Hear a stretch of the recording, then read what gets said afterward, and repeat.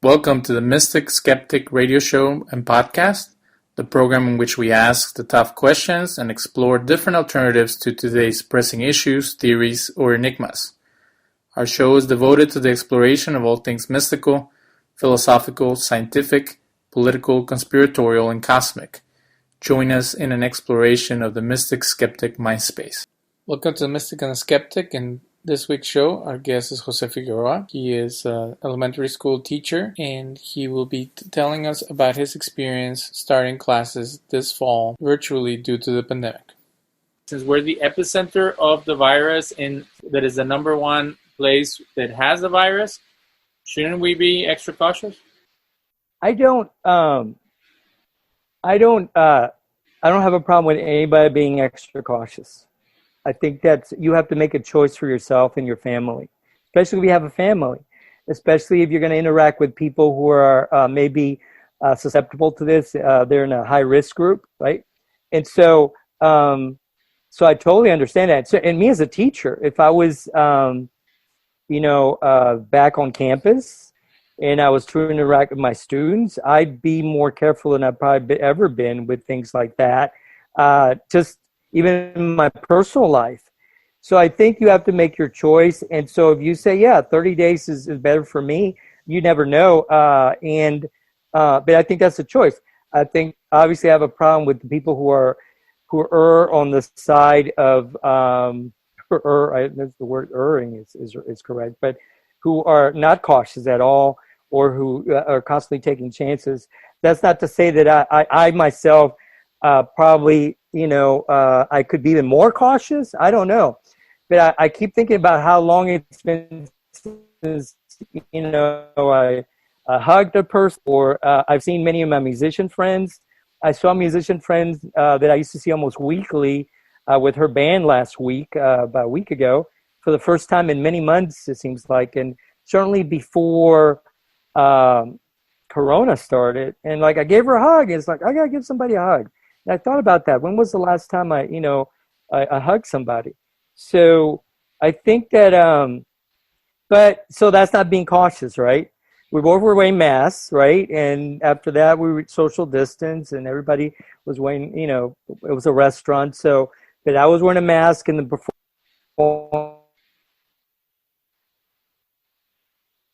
I mean, you have to do what you think is right for yourself. So no, I don't think you're being overcautious. I think, like I said, on the others, I think what I worry about is people just don't give a darn. Well, so we have you here today to talk about the experience of teachers. I know when the pandemic started, I called you and I said, well, now going to school is not that big of a deal since some of us as parents have figured out how to do it. And we had a debate about what do teachers really do and what kids gain out of it. And it was me being arrogant, or maybe trying to kind of dismiss the anxiety that we felt inside, that we didn't know what we were doing when we took our kids home and we had to survive the pandemic. Now it's going past the summer to, at least here in Houston Independent School District, the first 6 weeks are going to be virtual. I think that once they go virtual, they're going to stay virtual, like for Bend County. But tell us, what kind of preparation or expectation have you been going through as a teacher to prepare for this never-ending pandemic? There's still no end in sight, and the president is saying he wants to force people to go to school, but the teacher friends of mine that I hear, they're not happy about that, and they're almost, it sounds like they might walk out in the sense of not participate.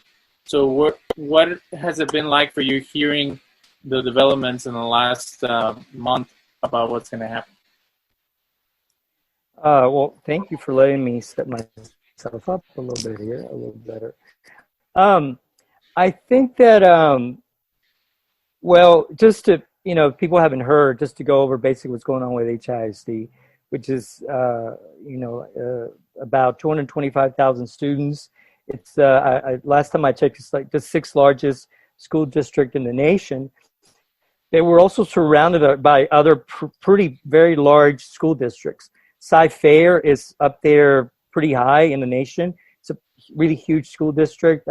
probably half the size of Houston, but still you're talking well over 100,000 students. Then there's Katy is like 75,000. Fort Bend is 75,000. You have really large school districts. I think even Aldine is around 70,000. These are large. That's not small at all, right? And then of course all the other ones. So the Houston area has one mega one and others that are very large. And so how there's so many of these factors, intertwined in terms of like what are you going to do that meets the needs of the student, meets the needs of the teachers. Always starts with the students, right? First, parents and teachers. That makes sense. In this case, it's beyond the school, right? It's the community, right? This is people would say, well, the kids could just show up in school because they're less likely to be carriers and all this kind of stuff. I don't know anything about that. We're always learning new things. So people, maybe they see one study and they put it out there on the whatever, and they pass this along as a meme or whatever. But but it only takes one or two students, and we don't know that, to pass on to somebody older in the family, somebody who's in some way health compromised. So, but more specifically to your question, so we're going to have 6 weeks, and then that first week, parents are going to get an email, a phone call, something like that, a questionnaire, where they're going to be asked if they're going to, after the first 6 weeks, if they're going to have their children on campus, or if they're going to go virtual for the rest of the semester, the fall, or the spring semester. And every 6 weeks they can change their minds too. So maybe they go through the first 12 weeks they're virtual, and then maybe they come the last 6 weeks. I don't know how it's going to work out. I think you have a good point. I was actually predicting we were going to start virtually weeks ago, even before we became the epicenter, because you could see if you're paying attention, this virus, just because it was it peaked in New York City for a while and California. It's not like we've got these walls around our states. The virus is going to travel, and people got probably overconfident and careless in some ways. We did, and we reopened too early, and so I kind of was preparing myself for this. And so to walk in, to sort of walk through this, we had 6 weeks right after spring break of online teaching. And what we found is, and I think I speak for most teachers that I've spoken to, that you can't guarantee that these young people have the technology at home. We can provide a computer, a laptop, which we did. We provided Wi-Fi hotspots, a device they could bring into the home, and they would give them internet service. We would ask them if they needed these things, but often I think I have one student that needed that or said they needed that. But you don't know if parents are embarrassed to say that they need something.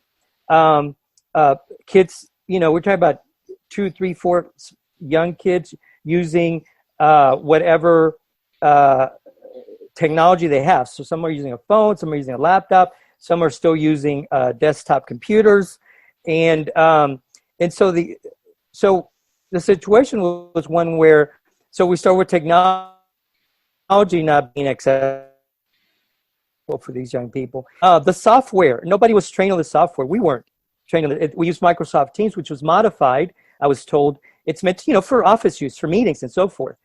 If it was what I guess the district had access to, had a license to use, as opposed to Zoom. Maybe Zoom would be cost prohibitive. I don't know what their thinking was. And I'm not saying Zoom is any better, but Teams, they had to redesign it so that, we could teach with it, so that we could, you have these folders for work and the kit. But we spent a lot of time and continued to spend, and some kids never figured out how to submit their work, and these are kids that are on their phones all the time. So how much of it is actually they didn't know what to do, or and how much is they weren't willing to figure it out. Their parents couldn't be there sometimes because their parents were working, and then or were there, right? Or they're working from home and they're in another room. they're being distracted by the things that distracts all of us. Who is it? What is it? Television, younger siblings, maybe taking care of younger siblings. I teach middle school, so it's a lot of that going on. So I'm just talking about looking at some of the obstacles that they had. And kids that just weren't used to sort of having to be more independent. I teach an art class, and I teach. I go through. We have Texas education standards, knowledge and skills, in like we do in every other class that I have to cover, and so I have expectations. The good thing is we covered most of that with my students, and so what I had planned to do with them. That might have been more challenging. I didn't get to, but I still felt like I challenged them. I teach at a magnet school with a diverse group of kids, you know, and I believe in giving them, you know, all the opportunities to challenge themselves. So the work is challenging, the art is challenging, and so forth. So, but what happened is what I could do in a classroom, which is, you know, check on them.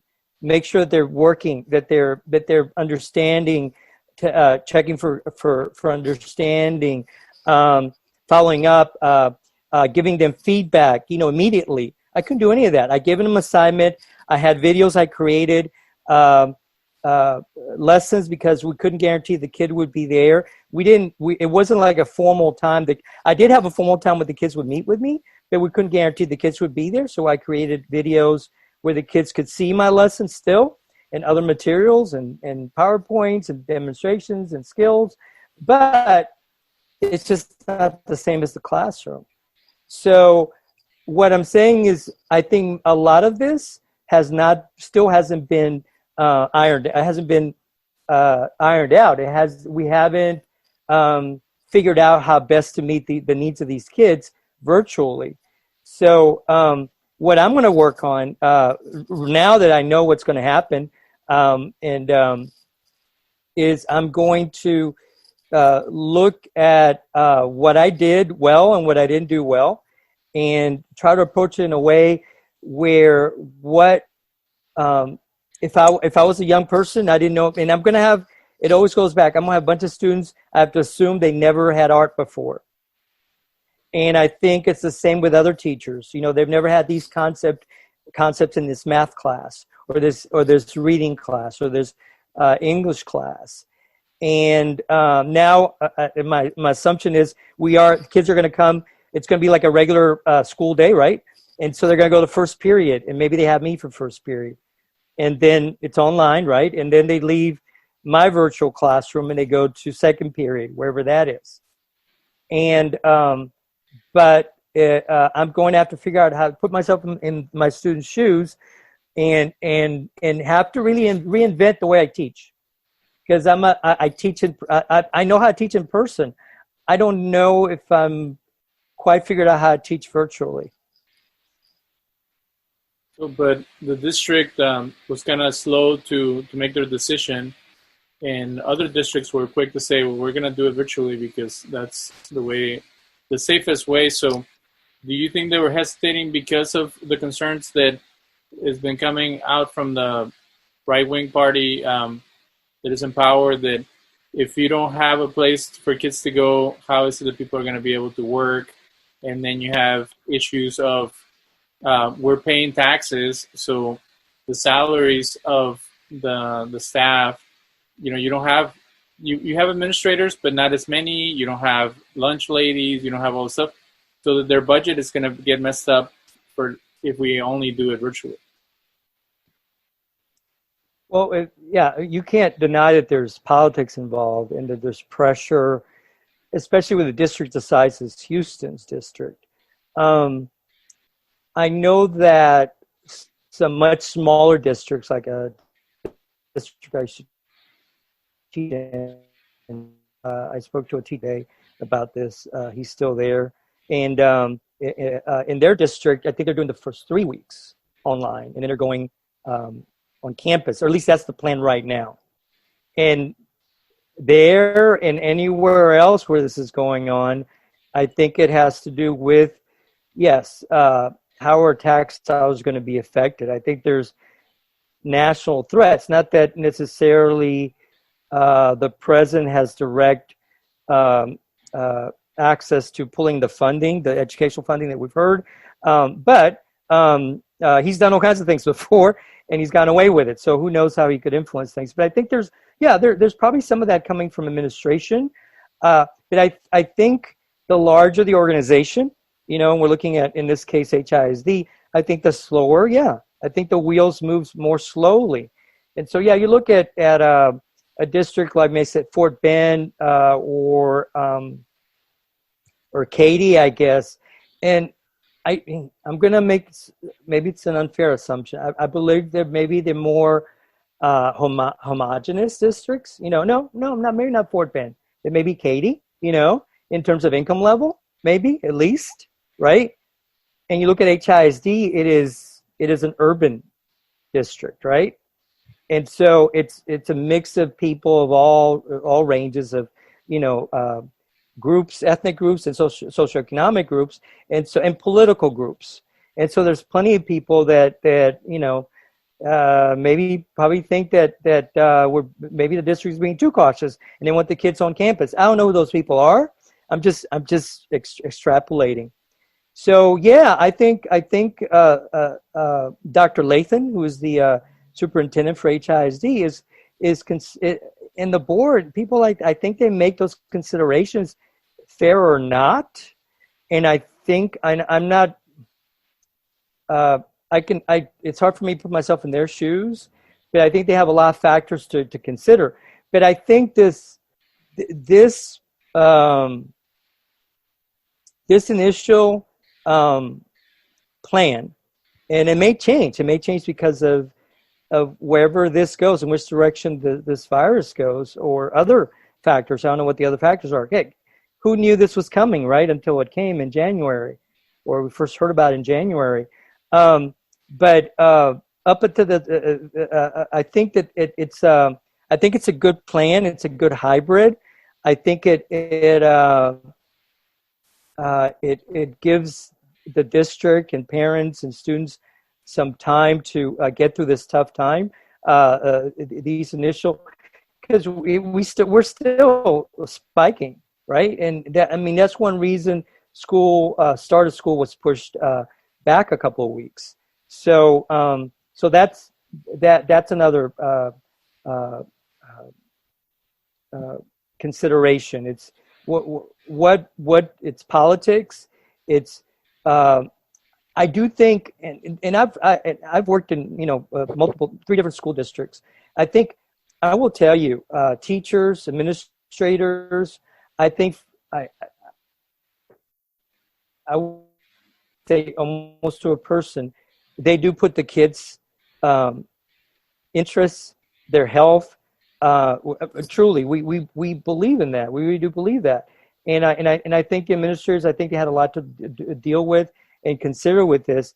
But you know what? What's not fair to them is all that pressure they got, political pressure they got from the president, from the governor, the Texas Education Agency.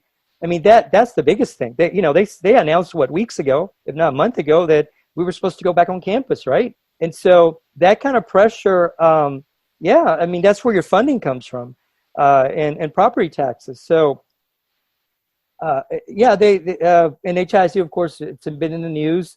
Has been under TEA supervision, for a while now, and we're fighting that. And so there's a lot of that. There's a lot, but the district doesn't want to lose control, and this is just another sort of a challenge that we've come up to. What kind of special training have you received to do virtual classes in a more effective way since the summer started? I haven't. I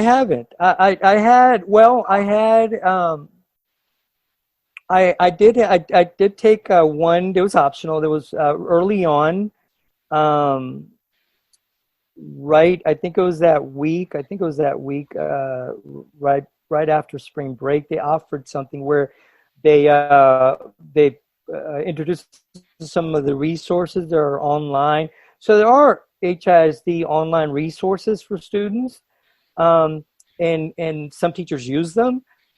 What's there for what I use for what I would do for my class, it's not necessarily what more the most useful resources, you know. So I sort of had to learn by doing. I had to create videos, learn from each successive video that I made. Um, I asked my students, "Is this working? How is this working?" Um, so I polled them a little bit, and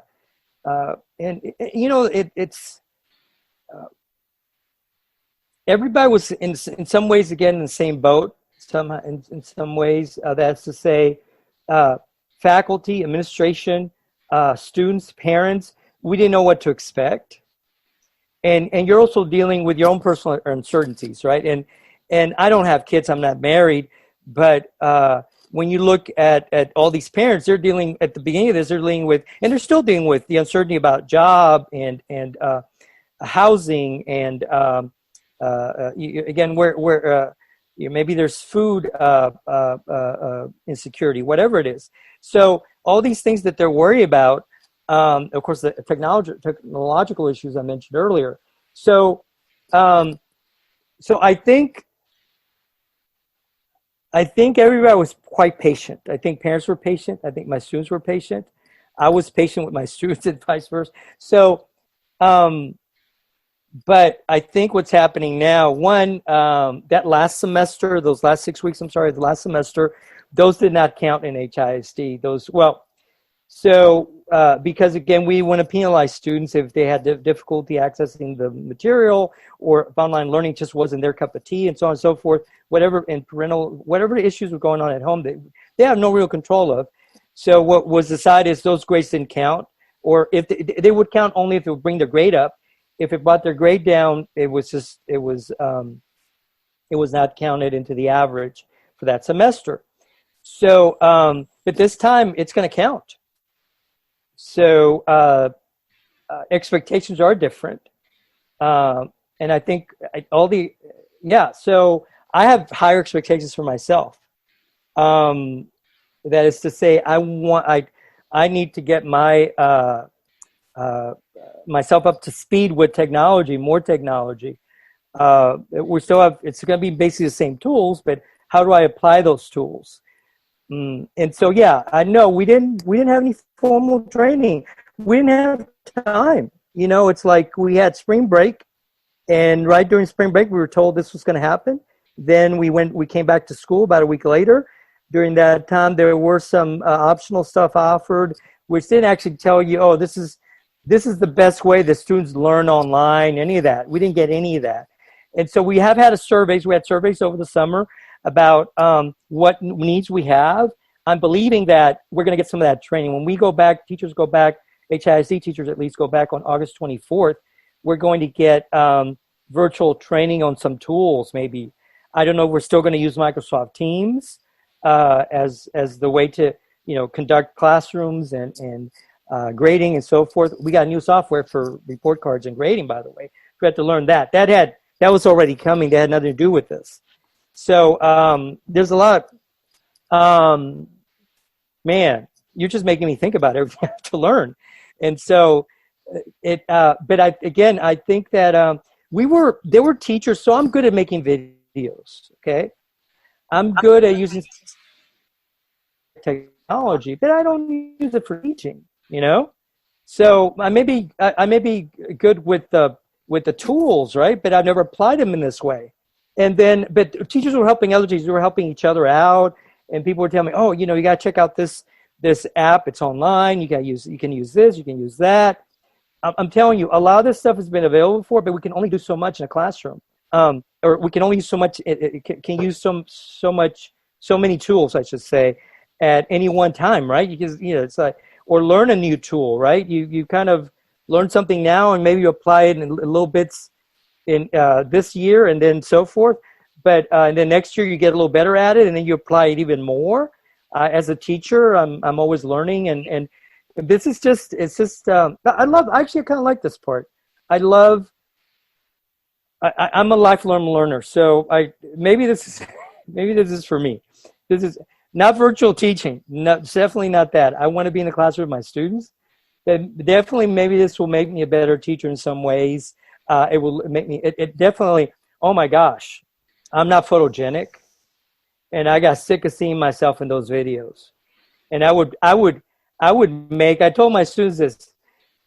Guys, for every 10-minute video you see of me, introducing this concept or whatever, now, I've spent all day and I've clicked through it and I said, look, I can't believe I was doing that. It's like a lot of it, I'm kind of working on this right now. It's like a lot of it's like in my classroom, I use my hands. I'm one of those guys. I'm a Latin guy, I guess. I use my hands when I talk. And man, I had these videos and my hands are like all over the place in front of my face and doing this. And think about this, in a classroom, you're several feet away from your students. You're not in their faces. So I'm watching myself in these videos and I'm going, oh my gosh, this is just, and interesting, most of my students didn't make a comment about it, but I certainly saw that. So those kinds of things, it's that big thing, little thing, it depends. It's a distraction, right? And you gotta learn from that. So, but yeah, I gotta learn to, I'm gonna become a student too. And so this is my summer of, I've been thinking about this for a while. Now I have to get into it. I'm going to start earlier. Technically, we're not back to work until the 24th, quote unquote, but I'm starting on it now. I'm going to use the extra time we have to restart to do that. So yeah, the short answer is this came so quickly. The school district was unprepared. I don't know if there were other districts that were better prepared for this, but they weren't. So you given us a lot of positive feedback on your experience, on being kind and patient with each other. But what are the frustrations that teachers are feeling? I know that you are currently employed, but you hear teachers fearing for their lives. Like, let's say there was a mandate to have everybody go back. What would be the hesitancy and the concerns that teachers would have based on what's going on? Well, I know teachers just on my campus who, even right after, as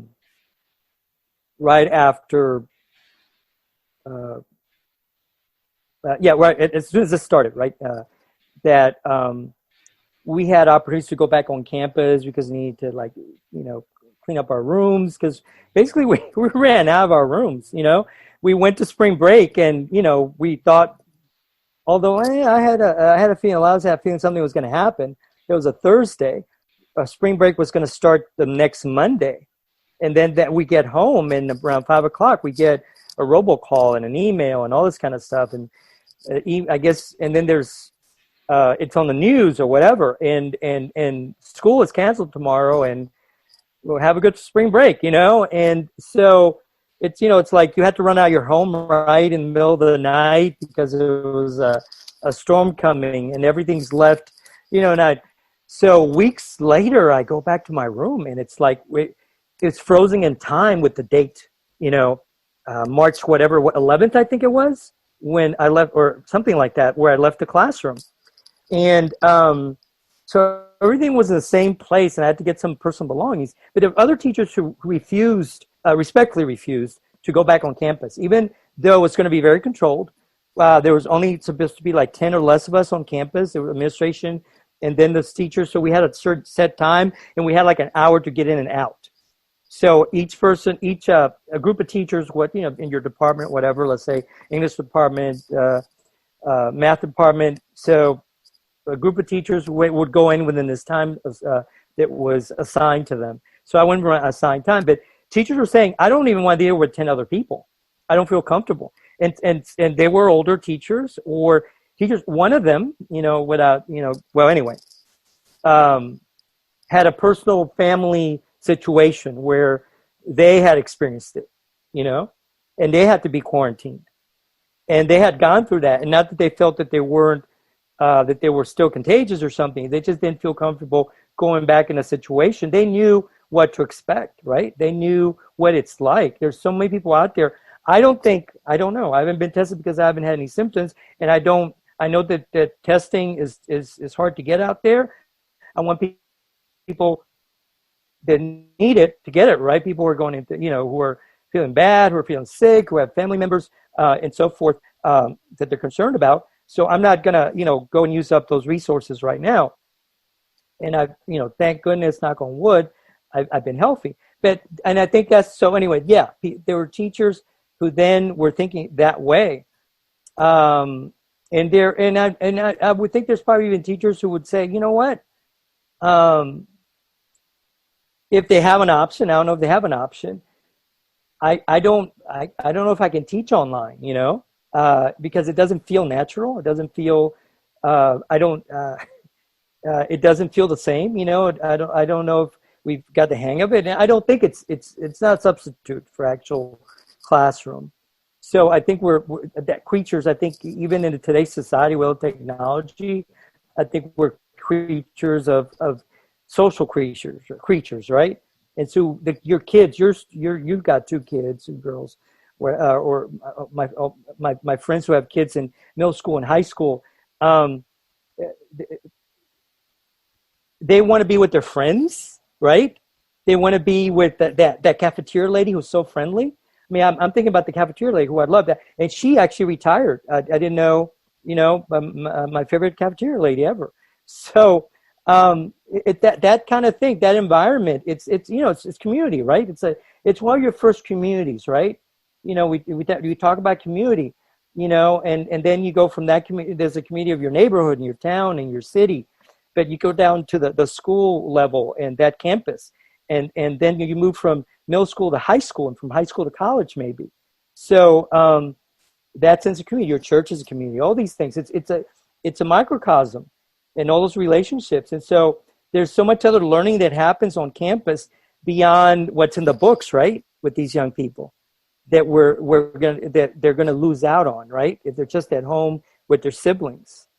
So maybe I got away from your question, but yeah, I think that I think we're all, as teachers, we're struggling with where does this make sense for my family? If you have a family or you have extended family, and do I agree with what the district or the city or my state is mandating, right? Or the TEA in this case. So I think in a lot of ways,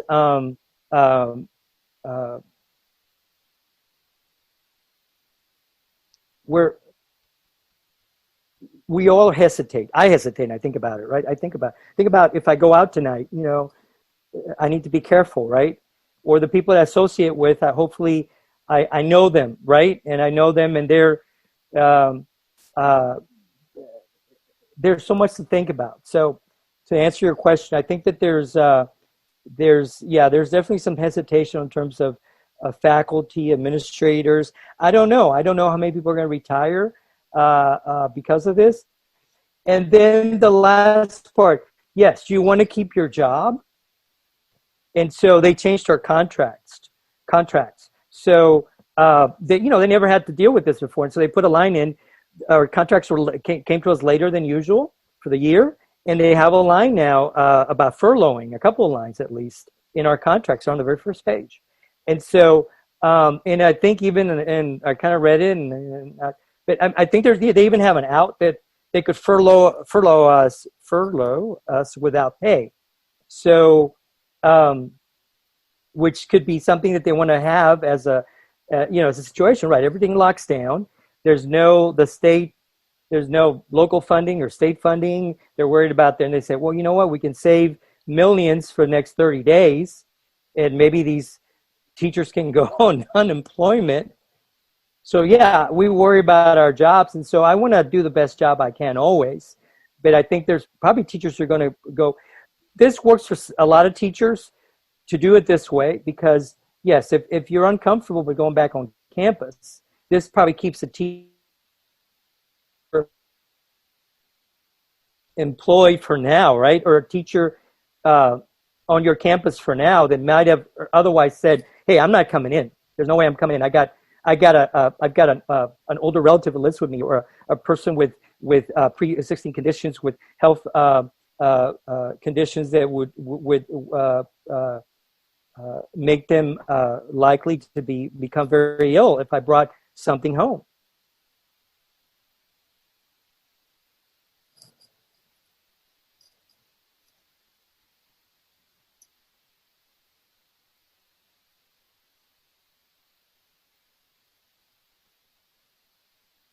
So you kind of slow down, you're frozen. I don't know if you're looking at your questions or if you're thinking.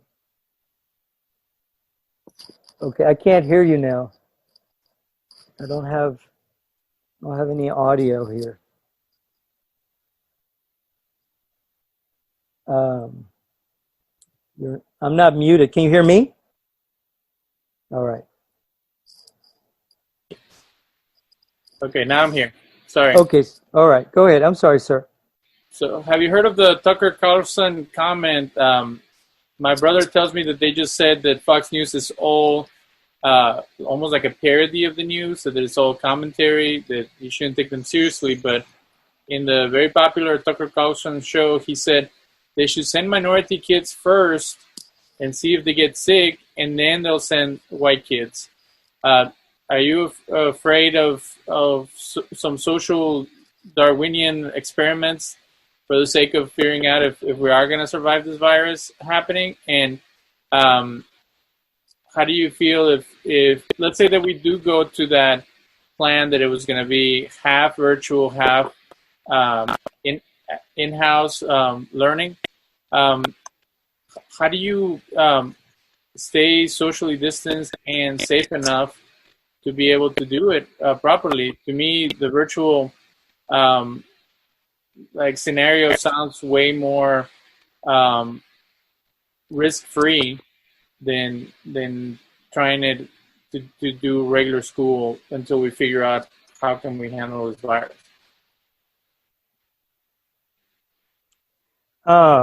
First, I've not heard the comment.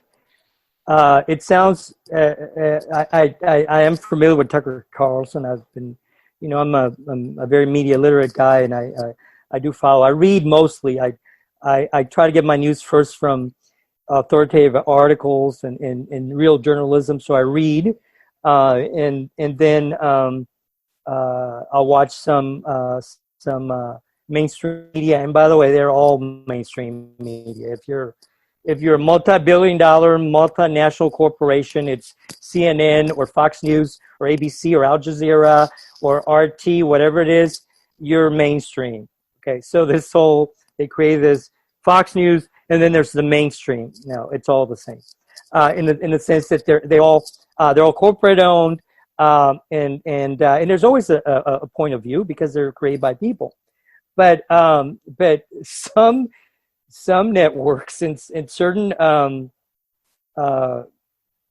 news divisions, especially in cable, are more likely to produce a lot of commentary. And that's what a lot of what you see now on everything from CNBC to Fox Business to Fox News is commentary. But people think that's news. I know the difference. I know you know the difference. I think a lot of people don't know the difference. So opinion is exactly that. It's somebody... Tucker Carlson. So I've heard a lot of junk come out of Tucker Carlson's mouth, and this wouldn't surprise me. I haven't heard it, but I'm not even going to address it because I haven't heard it. What I would say is that across the country, kids are in public schools, be they, and there's plenty of public schools that are more majority Anglo, especially in, all the Midwestern states and elsewhere. But there's plenty of public schools that are majority Anglo. It's a majority Anglo country. It's still 70% white. That's just a fact. That is so at some point they're starting virtually, I think, in most large cities, and who knows where else. Now I think it's going up. The infection rate is going up it has gone up in 41 states. Okay, so we're at 41 out of 50 states in the country where it's going up, It's not what it is in Houston or Texas or Florida or Arizona at this point, but it's going up. And guess what? It's going to go up again in New York. They're celebrating right now. They think they beat it. Did they put a wall or like a force field around New York State, or New York City? They didn't, right? They think they've beaten it. And hopefully, you know what? In some ways, I hope they have. I hope they figured out a combination of of of um, of public procedures and routines and whatever it is, and public health guidelines, whatever it is. I know that supposedly New York schools are supposed to go back like 3-2, like 3 on campus, 2 online, something like that. And you can also opt out just to just be online. And that's the largest school district in the nation, over 1 million students. And the former, immediate former superintendent of HISD, what's it, Carranza? I think that's for Carranza. I forget his last name now. Slips my mind. He went from Houston to there. Well, anyway, so I think everybody, the kids are, you think about it, kids are usually guinea pigs. They have fewer rights than adults. They really do. They have parents control their lives. And I'm sure there's parents just pushing these kids into school. And when those first 6 weeks are up, they're going to go, you're going back on campus, So I think, so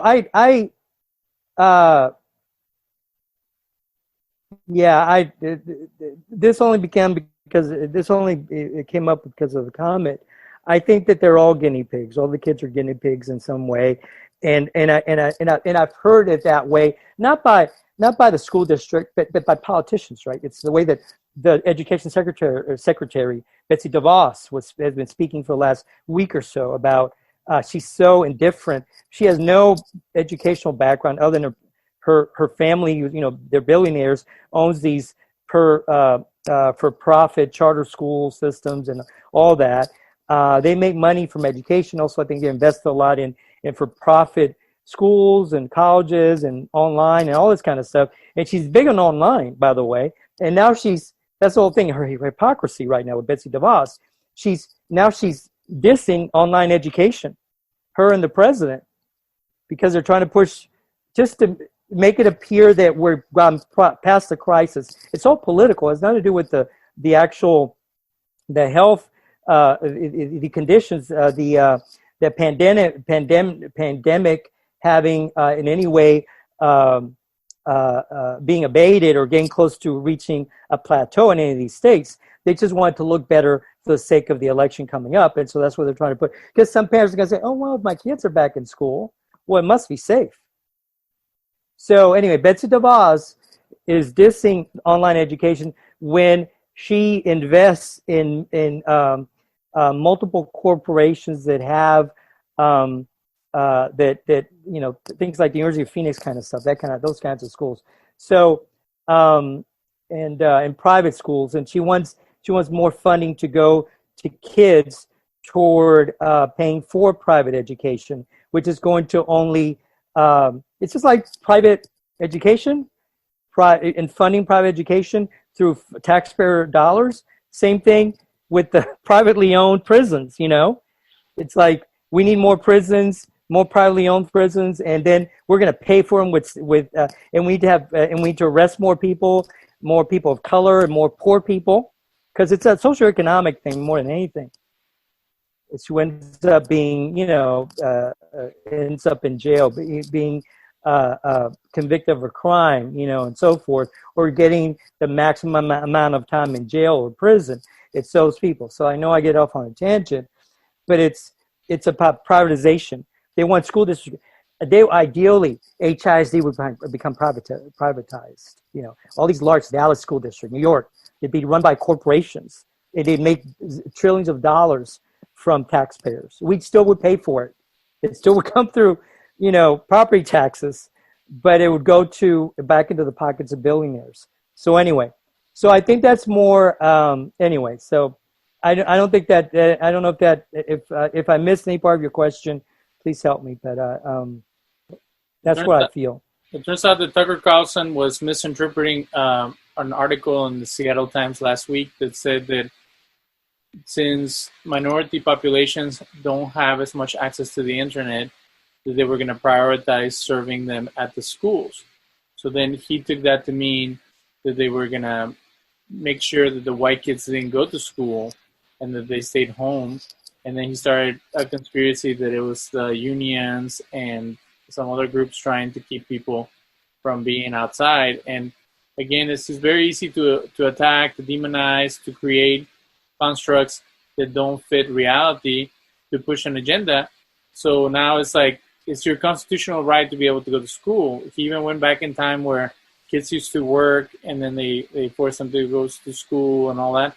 But what he doesn't understand is that Texas and Tennessee are homeschooling states where you can keep your kids at home if you want to and make up your grades as you go. And then that you have to have public schools for the sake of social cohesion, that everybody has access to an education. And right now what I understand is they act like this pandemic is not as serious as it is. And it is pretty serious. We're still struggling with if the economy is going to be able to survive this type of crisis. But the children having access to their teachers, it helps them grow and be challenged. So it is a very difficult problem that we still don't know what's the solution. But it's good that technology is there. Imagine if we didn't have technology. Imagine if there was no computers and there was no internet at all. Will we be having classes by loudspeaker or by mail to contain the pandemic? And Jon Stewart was on the Trevor Noah The Daily Show, and he was saying that the same precautions that we're using now are the precautions that we're using during the Spanish flu. And it was to stay home, to not cough on people, to cover your mouth. So we're back to the same thing. We're almost like in cowboy times where we don't have a magic pill. We don't have anything that can keep us from getting sick other than, as humans, we have to constrain ourselves and then maybe find ways to make the economy work online or through other types of methods. A friend of mine is worried that we're turning into a cashless society. In Dallas, they are reporting to me that nobody's taking cash anymore, that all the stores only take credit. Well, it's not that they're turning into a cashless society or they want Bitcoin to take over. It's that money is dirty. You always tell your kids, don't play with money, don't put coins in your mouth. So now they're surprised that people are avoiding to touch money. Why is that weird? So I don't know if you've heard any other crazy conspiracy theories or things that are bothering you right now as we close. We're all about education, but people are not even educated in the basic things that help us survive in this world. Well, thank you for explaining the Tucker Carlson part there. And that's what people are doing. They're turning something, maybe there's a half truth in there, and they're trying to create again, division in some way, right? Trying to put one group up against another group. In this case, the Anglo students versus the brown and African American students, whatever the case may be, wherever this may be. But and so there's so much exploitation of this kind of situation. But to your point earlier about the Spanish flu, this is the thing. What one of the things this should teach us, it should teach us all. There's all kinds of stuff we could go on about what this should teach us. Always keep learning, right? Is that how vulnerable we are as human beings, how fragile we are. Yes, that millions of people, maybe 50 million people died. As many as 50 million people died, the estimates are, in a much smaller planet, 100 years ago, on the whole planet, 50 million people, about 600,000 Americans died because of that. And we're like at 138, okay? Hopefully we won't get, at this space, we won't get there, If coronavirus stays with us, we may get to that number at some point. But over about a couple of years, over 500,000 Americans died because of Spanish flu that they counted. So, but 100 years later, we're not any more impenetrable or we're not indestructible. Yes, we a bug or a virus in this case can come, and the next virus could be much more infectious and could kill many more people much faster. The thing about the Spanish flu, supposedly, it got young people. Many people, 20s and 40s, died. And by the way, young to middle-aged people, not kids. So kids seem to be okay, and much older people, 50s, 60s, were possibly. And there's a lot of. I did some reading when this first started. I did a lot of reading about the Spanish flu, and there's possibly a flu that came that was very similar a couple of at least one generation before, right? That happened when a couple of generations before, when the older people in the population were kids, and they were exposed to it. It didn't. Maybe it wasn't as bad, but they developed some antibodies to it, right? So then they grew up to be adults. Now they're in their 50s and 60 years old, right? But the people that they were in this population that was most susceptible, 20s and 40s, when they got infected, it was quick. Within sometimes 24 hours, they get pneumonia, whatever it might be that would develop from the virus, and they'd be gone. We think this was bad. That was terrible. Point is, the next virus or whatever, meteor hits the planet. Haven't we seen just about everything in our lifetime? So it seems like at this point. So I hope we learn a lesson from this. And the lesson is that we have to be careful. That everything you said, like we said earlier about, money's always been dirty. I've heard this from my mom since I was a kid. And yes, we pass on colds and flus on campus, on school. I got teacher friends who teach elementary school, and so it's hard for them not to come in contact with little kids, right?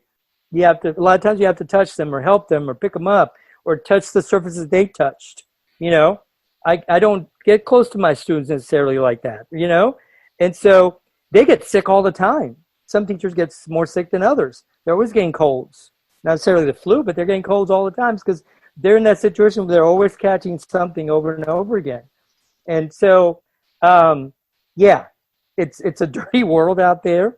Hopefully we learned our lesson. We'll learn to care more about each other. We learn to be more responsible.